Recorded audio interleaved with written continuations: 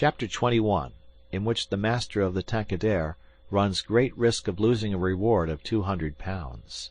This voyage of 800 miles was a perilous venture on a craft of 20 tons, and at that season of the year. The Chinese seas are usually boisterous, subject to terrible gales of wind, and especially during the equinoxes, and it was now early November. It would clearly have been to the master's advantage to carry his passengers to Yokohama, since he was paid a certain sum per day, but he would have been rash to attempt such a voyage, and it was imprudent even to attempt to reach Shanghai. But John Bunsby believed in the Tankadere, which rode on the waves like a seagull, and perhaps he was not wrong. Late in the day they passed through the capricious channels of Hong Kong, and the Tankadere, impelled by favourable winds, conducted herself admirably. "I do not need, pilot," said Phileas Fogg when they got into the open sea, "to advise you to use all possible speed." "Trust me, your honor. We are carrying all the sail the wind will let us. The poles would add nothing, and are only used when we are going into port." "It's your trade, not mine, pilot, and I confide in you." Phileas Fogg, with body erect and legs wide apart, standing like a sailor, gazed without staggering at the swelling waters. The young woman, who was seated aft, was profoundly affected as she looked out upon the ocean, darkening now with the twilight, on which she had ventured in so frail a vessel. Above her head rustled the white sails, which seemed like great white wings. The boat, carried forward by the wind, seemed to be flying in the air. Night came. The moon was entering her first quarter, and her insufficient light would soon die out in the mist on the horizon. Clouds were rising from the east and already overcast a part of the heavens.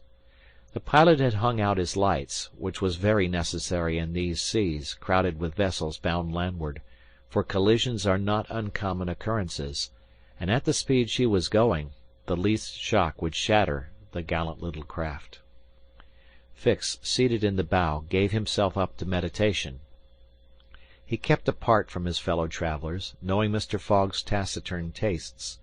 Besides, he did not quite like to talk to the man whose favours he had accepted.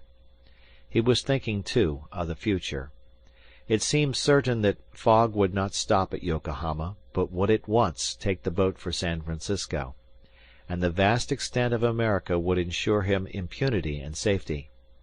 Fogg's plan appeared to him the simplest in the world.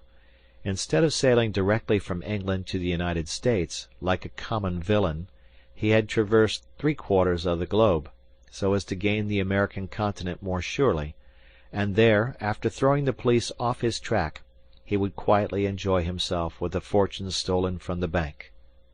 But, once in the United States, what should he, Fix, do? Should he abandon this man? No, 100 times no. Until he had secured his extradition, he would not lose sight of him for an hour. It was his duty, and he would fulfill it to the end. At all events, there was one thing to be thankful for. Passepartout was not with his master, and it was above all important, after the confidences Fix had imparted to him, that the servant should never have speech with his master. Phileas Fogg was also thinking of Passepartout, who had so strangely disappeared. Looking at the matter from every point of view, it did not seem to him impossible that, by some mistake, the man might have embarked on the Carnatic at the last moment, and this was also Aouda's opinion, who regretted very much the loss of the worthy fellow to whom she owed so much. They might then find him at Yokohama, for, if the Carnatic was carrying him thither, it would be easy to ascertain if he had been on board. A brisk breeze arose about 10 o'clock, but though it might have been prudent to take in a reef, the pilot, after carefully examining the heavens, let the craft remain rigged as before. The Tankadere bore sail admirably, as she drew a great deal of water, and everything was prepared for high speed in case of a gale.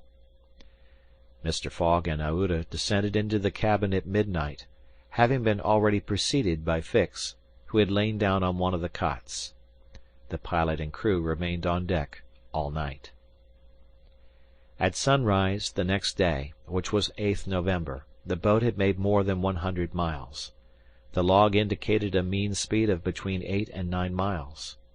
The Tankadere still carried all sail, and was accomplishing her greatest capacity of speed. If the wind held as it was, the chances would be in her favor. During the day she kept along the coast, where the currents were favorable. The coast, irregular in profile, and visible sometimes across the clearings, was at most 5 miles distant. The sea was less boisterous, since the wind came off land, a fortunate circumstance for the boat, which would suffer, owing to its small tonnage, by a heavy surge on the sea. The breeze subsided a little towards noon, and set in from the southwest. The pilot put up his poles, but took them down again within 2 hours, as the wind freshened up anew. Mr. Fogg and Aouda, happily unaffected by the roughness of the sea, ate with a good appetite, Fix being invited to share their repast, which he accepted with secret chagrin. To travel at this man's expense and live upon his provisions was not palatable to him. Still he was obliged to eat, and so he ate. When the meal was over, he took Mr. Fogg apart, and said, "Sir." This "sir" scorched his lips, and he had to control himself to avoid collaring this gentleman. "Sir, you have been very kind to give me a passage on this boat. But, though my means will not admit of my expending them as freely as you, I must ask to pay my share." "Let us not speak of that, sir," replied Mr. Fogg. "But if I insist—" "No, sir," repeated Mr. Fogg, in a tone which did not admit of a reply. "This enters into my general expenses." Fix, as he bowed, had a stifled feeling, and going forward, where he ensconced himself, did not open his mouth for the rest of the day. Meanwhile they were progressing famously, and John Bunsby was in high hope. He several times assured Mr. Fogg that they would reach Shanghai in time, to which that gentleman responded that he counted upon it. The crew set to work in good earnest, inspired by the reward to be gained. There was not a sheet which was not tightened, not a sail which was not vigorously hoisted, not a lurch could be charged to the man at the helm. They worked as desperately as if they were contesting in a royal yacht regatta. By evening the log showed that 220 miles had been accomplished from Hong Kong, and Mr. Fogg might hope that he would be able to reach Yokohama without recording any delay in his journal, in which case the many misadventures which had overtaken him since he left London would not seriously affect his journey.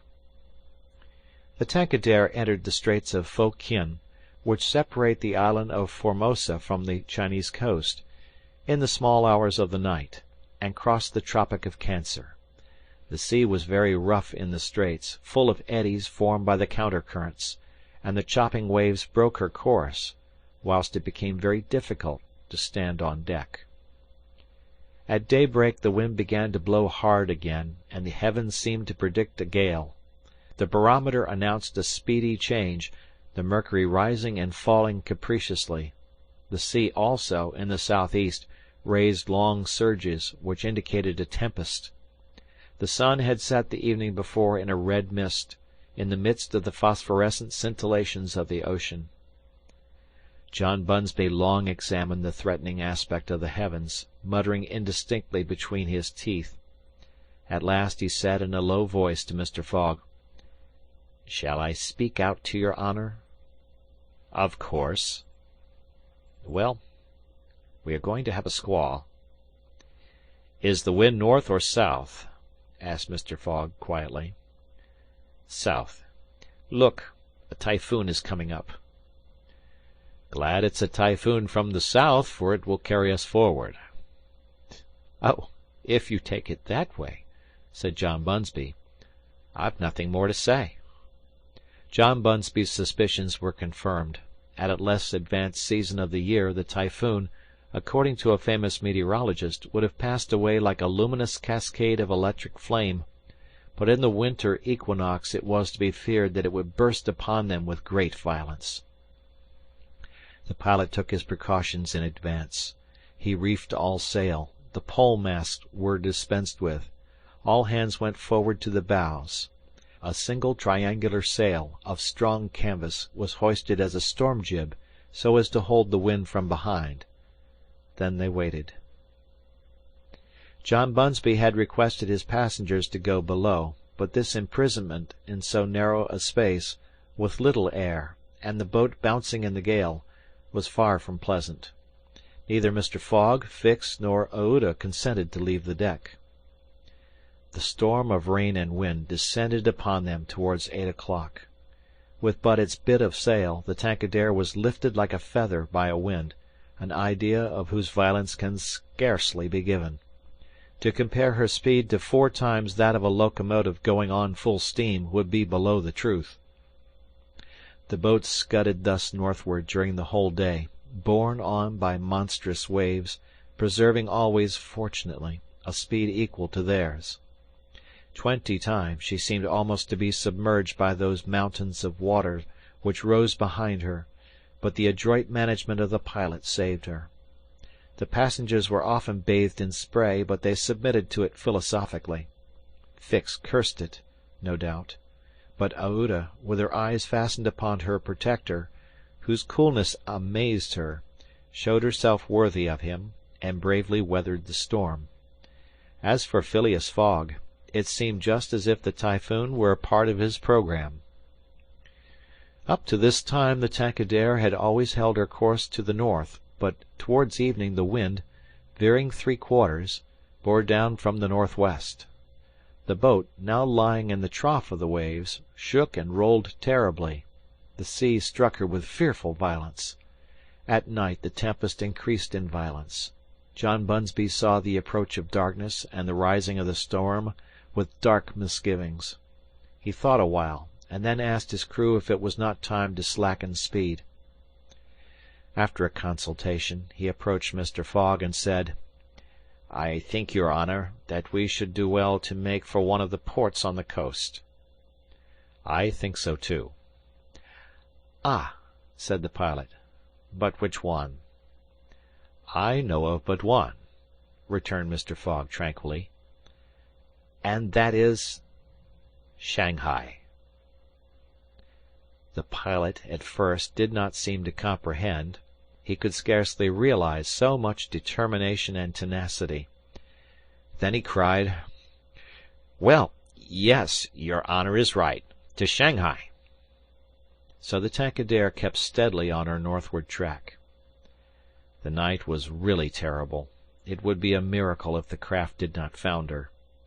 Twice it could have been all over with her if the crew had not been constantly on the watch.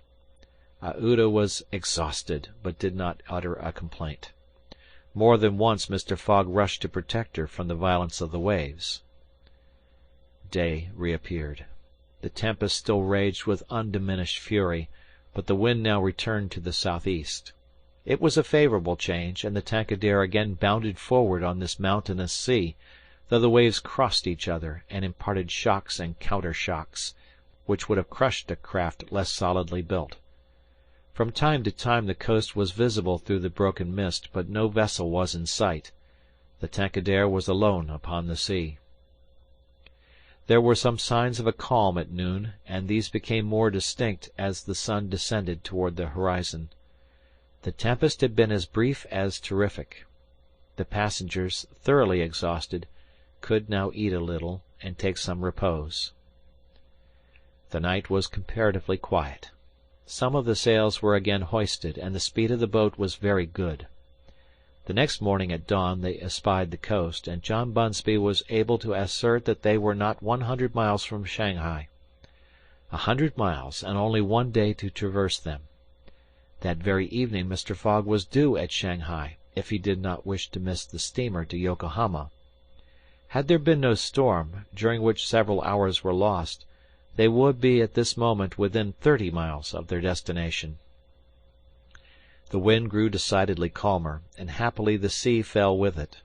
All sails were now hoisted, and at noon the Tankadere was within 45 miles of Shanghai. There remained yet 6 hours in which to accomplish that distance. All on board feared that it could not be done, and every one, Phileas Fogg no doubt excepted, felt his heart beat with impatience. The boat must keep up an average of 9 miles an hour, and the wind was becoming calmer every moment. It was a capricious breeze coming from the coast, and after it passed the sea became smooth. Still the Tankadere was so light, and her fine sails caught the fickle zephyrs so well, that, with the aid of the currents, John Bunsby found himself at 6 o'clock not more than 10 miles from the mouth of Shanghai River. Shanghai itself is situated at least 12 miles up the stream. At 7 they were still 3 miles from Shanghai. The pilot swore an angry oath. The reward of £200 was evidently on the point of escaping him. He looked at Mr. Fogg. Mr. Fogg was perfectly tranquil, and yet his whole fortune was at this moment at stake. At this moment also a long black funnel, crowned with wreaths of smoke, appeared on the edge of the waters. It was the American steamer, leaving for Yokohama at the appointed time. "Confound her!" cried John Bunsby, pushing back the rudder with a desperate jerk. "Signal her," said Phileas Fogg quietly. A small brass cannon stood on the forward deck of the Tankadere, for making signals in the fogs. It was loaded to the muzzle, but just as the pilot was about to apply a red-hot coal to the touch-hole, Mr. Fogg said, "Hoist your flag." The flag was run up at half-mast, and this being the signal of distress, it was hoped that the American steamer, perceiving it, would change her course a little, so as to succor the pilot boat. "Fire!" said Mr. Fogg, and the booming of the little cannon resounded in the air.